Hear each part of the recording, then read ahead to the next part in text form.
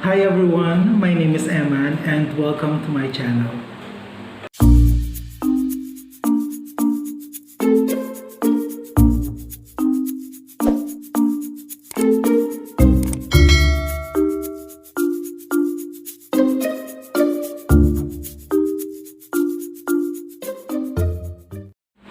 Ngayon, ikikwento ko sa inyo kung paano umabot yung channel ko ng monetization o meron na siya mga ads. Kasi sa totoo lang, hindi ko rin naman siya ini-imagine na magkakaroon ako ng ganitong status with regards to YouTube kasi nga hindi ko naman siya dati parang siniseryoso. Okay, so saan ako nagsimula? Dito sa YouTube, nag-start yung account ko nung June 2, 2006. So medyo matagal na. Before, hindi ko siya pinapansin masyado. Nag-upload ako ng video pero mostly yung kasi 2006 papangit pa ng mga phones noon. Although, that time, parang ang ganda-ganda na ng phone ko noon kasi mga Nokia siya. So karamihan ng mga video ko noon malalabo. Siyempre dahil 3GP nga lang yung format ng videos. Unlike ngayon, it's MP4.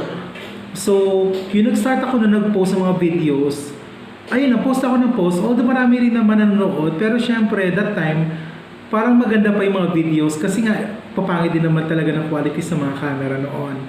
Then, ito na. Then, I started watching mga vlogs. Lately na. Tapos, ang pinakauna kong sinubaybayan na vlogger ay si Will Dasovich. Tapos, sabi ko, ano kaya meron sa vlogging kung bakit parang ang dami ng tao na nagwa-vlog.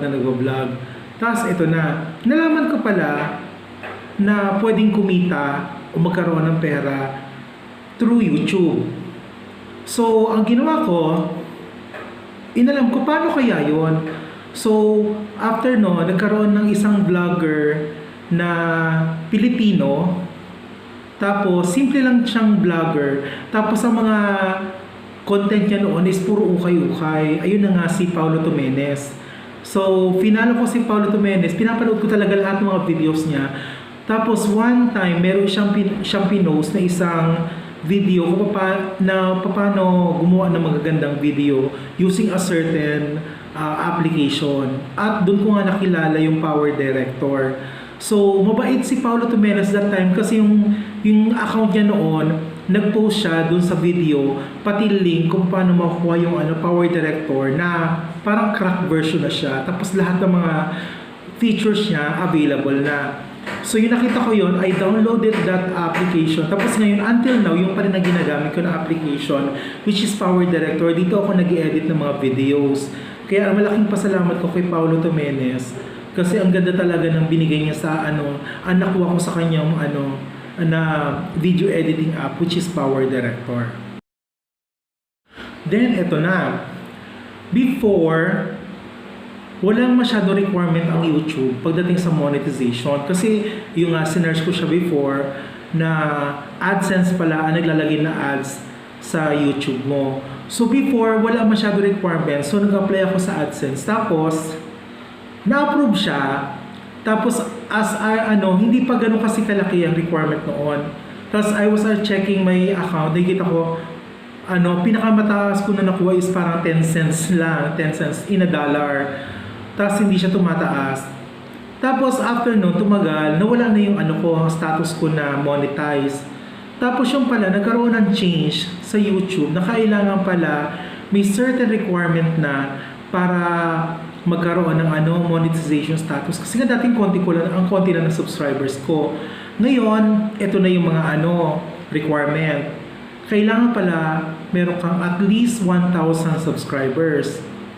Then, kailangan pala may 4,000 hours na view hours ka in the span of 12 months. So, medyo mabigat siya.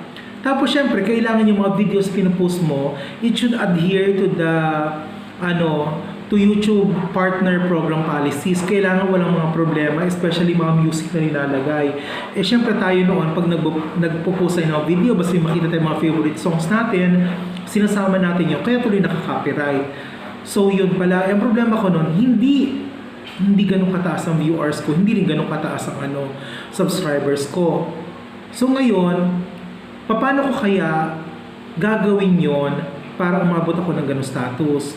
So ito na, with the use of the Power Director na nakuha ko sa account ni Paolo Tumenes, gumawa ako ng mga videos.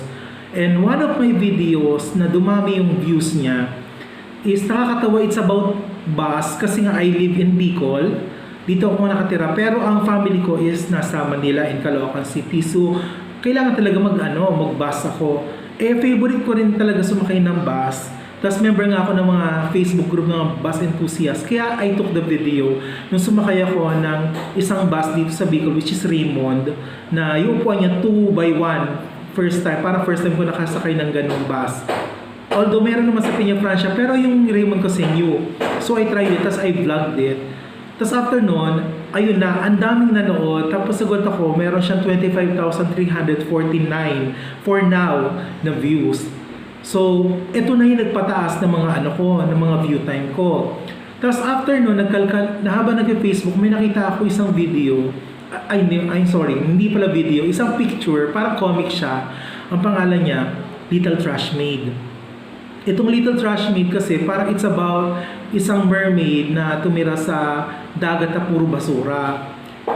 Back in college, in UP, member ako na UP Green League, which is an environmental organization. So parang malapit sa akin yung video, yung picture. So ginawa kong video yung picture. Init kasi. So, ginawa kong video ang picture. Tapos sa ngayon, yung pinost ko na video, meron na akong 256,078 views. Mostly foreigners pa yung mga nag-view, pati nagko-comment. So, that's why parang very thankful ako. So, ito yung mga videos na nagpataas ng aking viewers. So, habang tumatagal, naabot ko na yung viewers, but the problem is yung subscribers ko, hindi naman tumataas. Although tumaas naman siya kahit paano, pero hindi pa rin siya umaabot sa 1,000.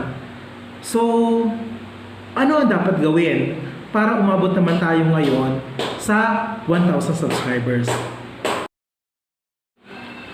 Okay, so in order for us na umabot tayo sa 1,000 subscribers, hindi ko rin alam noon kung paano. Then, I had a friend na lagi siya nagla-live stream. Tapos, bago lang din siya mag-Facebook, nag-YouTube. Sabi ko, anong ginagawa niya? Kung bakit nakakapag-live stream siya? Kasi ako hindi ako makapag-live stream. So, nag-chat kami. Tapos sabi niya, Kuya, sumali ka lang sa sa live stream namin, makichat ka lang. So, mag-chat lang doon sa live stream. Dadami doon ng subscriber. So, sabi ko, paano yun? Ito na.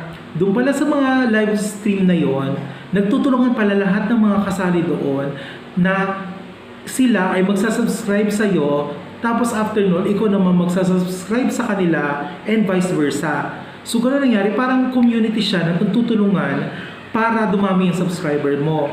So, sumami ako doon. I tried it. Tapos one night pa lang, nakagain na ako ng almost 100 subscribers. So, sabi ko, okay. So, tinuloy ko lang siya. Tapos sabi niya, kapag siguro mga less than 200 subscribers na lang, tutulungan ka na namin na paabutin siya ng 1,000. So, ito na. There are 4 YouTube live streamer na tumulong sa akin. Kung paano ko inabot yung last 200 ko para maging 1,000. Ito ay syempre pinakauna dito, yung tumulong talaga sa akin ay yung si Quiz Channel. So, si Quiz Channel is a personal friend of mine kasi nakasama ko siya dito dati sa Bicol. Tapos ngayon nasa Laguna na siya. Nagla-livestream na siya. So, tinulungan niya ako. Tapos pinakilala niya ako dito pa sa 3 pang live streamer na tumulong din sa akin. So, yung pangalawang live streamer na tumulong sa akin ay si Clea Prades. So, kung gusto niyo sumali sa mga group nila, just add their channel. So, naka-post naman dito, add nyo lang sila, then join their live stream, pakilala lang kayo. Okay, tapos habang dumadami na, pakonti na umaabot na doon, kasi may oras kasi sila na nagla-live stream. So, magkasunod yan. So, actually, mauna dyan talaga si Clea Prades. Tapos after niyan, kung hindi si Clea Prades, yung isa naman is si Agency. So, si Agency, ganun din, nag-live stream din siya. Sumama rin ako doon. One night lang yon. So, Clea Prades, Agency, tapos dumadagdag. Tapos talaga minamonitor ko siya kung ilan na yung nadadagdag sa akin. Tapos, after nun, sumunod na parang ano na yan, that is like 10 o'clock in the evening na yata, or parang 10 o'clock, pumasok na ako sa live stream ni Calix Eraso. So si Calix Eraso, siya talaga yung nagpa-boost talaga na lumagpas agad ng 1,000 in just one night. So yan, join din kayo, add nyo rin, subscribe kayo kay Calix Eraso kasi ang galing, ang daming niya mga friends na sumasama sa live stream. Kaya ayan, so silang apat, Quiz Channel, Clem Prades, Agency, and Calix Eraso. So ganito lang ang ginagawa sa live stream. Once you join their live stream, mag-chat lang kayo, tapos may mga ipopost doon na it's either a link or kung sinong account. Ang gagawin nyo lang, you visit their account, mag-view kayo ng isang video nila, at kung siguro I don't know kung ilang seconds, basta kailangan yata minimum of 30 or 20 seconds, ganun. Pero kailangan mas mabuting, kung maikli lang yung video, tapusin nyo. Pero kung lagpas mga 4 minutes, 5 minutes, at least maka 3 minutes ka na video, natapusin mo siya. Tapos after nun, click the subscribe button, tapos mag-iwan kayo ng bakas. Leave a comment na kahit anything about the video. Tapos gets na yon na kapag nag-iwan ka na, madali ka nang balikan. Tapos after, balik ka ulit sa live stream, chat ka na si ganito, finalo mo na. Then after nun, sila na magpa-follow sa'yo. So ganun lang na ganun. Ang ko lang sa inyo, if you're going to join that community, kapag nag-subscribe kayo sa account na isang member doon, please don't unsubscribe pag naabot nyo na yung number of subscribers. Kasi parang tulungan kasi siya hindi maganda na porkit okay na ako, iwanan ko na kayo. Hindi. So tuloy-tuloy nyo lang siya. So ganun lang ang rule. Tapos ito pa, if one of the member of the community meron na silang ads, please don't skip. Kasi nakakatulong din yan sa pag-generate ng pera nila. So ganun lang gagawin nyo if you wanted to have yung status kapareho sa akin. At nakakatawa kasi for now, medyo malaki-laki na rin yung dumami na rin yung subscribers ko. Lagpas na rin na 1,000 plus. Tapos for now, nagulat nga ako na medyo may siguro mga nasa 500 pesos na rin yun na-earn ko dito sa YouTube. Pero syempre, habang tumatagal kasi everyday, dumadagdag naman siya, dumadagdag. So para nakaka-inspire na gumawa pa ng mga videos. So ganun lang. Kaya kung sa inyo, ilang gawin nyo, join lang kayo. Tapos huwag kayong mapagod na gumawa ng mga videos. Tapos kung gusto nyo makadagdag pa ng mga view time, post nyo na lang sa Facebook yung link ng mga videos nyo. Okay, so that's all na pwede ko itulong sa inyo. Tapos ito pa pala, to check kung na status ng YouTube nyo, download kayo sa Play Store ng YouTube Studio. So ito, dito nyo nakikita yung dashboard kung ilang subscribers na nadagdag sa inyo, ilan na view time, ganun din ang mga subscribers. So malaking tulong ito sa akin. Pero kung wala man kayo nito, you can check mismo kung meron kayong YouTube app sa cellphone. Kasi cellphone ang ginagamit ko. Pindutin nyo lang yung picture nyo, which is yung account niyo. Tapos meron din doon YouTube Studio. Pero kung meron kayong YouTube Studio na application mismo, mas madali siya ma-check. Okay, so that's all for today. So sana may nakukuha kayong information or idea kung paano maging monetize dito sa YouTube. So please subscribe to my channel.